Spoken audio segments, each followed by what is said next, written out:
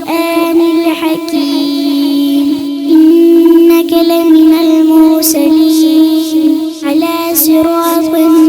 مستقيم تنزيل العزيز الرحيم لتنذر قوما ما